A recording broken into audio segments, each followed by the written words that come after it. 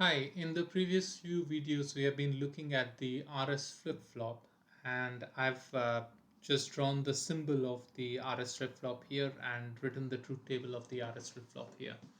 Now, if we look at the RS flip-flop, what you can see is that uh, it's quite interesting that you cannot have S and R equal to 1, right? You should not have this because then you get into this not allowed condition. And I've just taken the freedom of writing a question mark here to show that this is a not allowed state. Okay.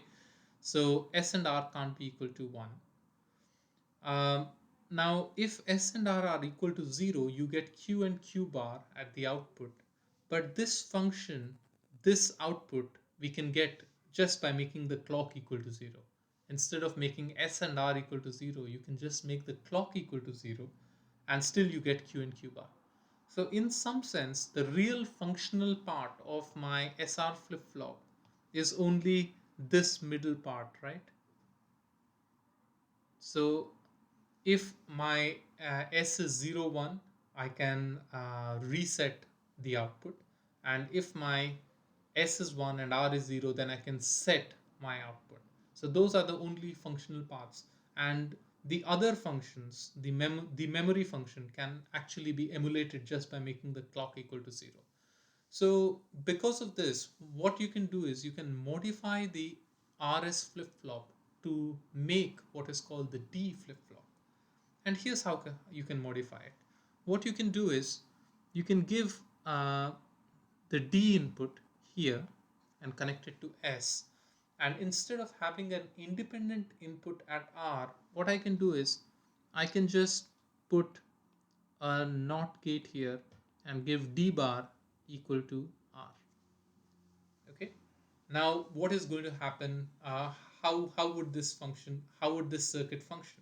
So, if I write the truth table, so I have D, I have the clock as the inputs, and Q and Q bar as the outputs. Right? When the clock is 1, the D can either be 0 or 1. Now when D is 0, S is 0 and R becomes equal to 1.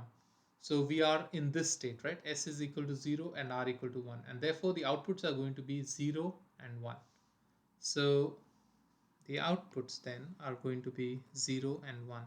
Similarly, when D is 1, so if D is 1, S is 1, and R is 0. So you are in this condition, right? S is 1 and R is 0. And you have the outputs as 1 0. So you get 1 0 here. Now the only other condition is when clock is 0.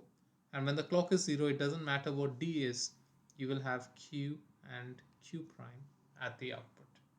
Okay, so that's how what we have done is we have taken this RS flip flop and kind of made its function simpler, right? And now what we can do is we can reset the flip flop by asserting D equal to 0.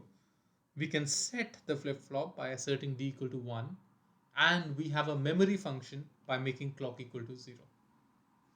And that seems to be a reasonable kind of a flip flop which does all the functions of the RS flip flop without having two inputs and eliminating the problem of this not allowed condition.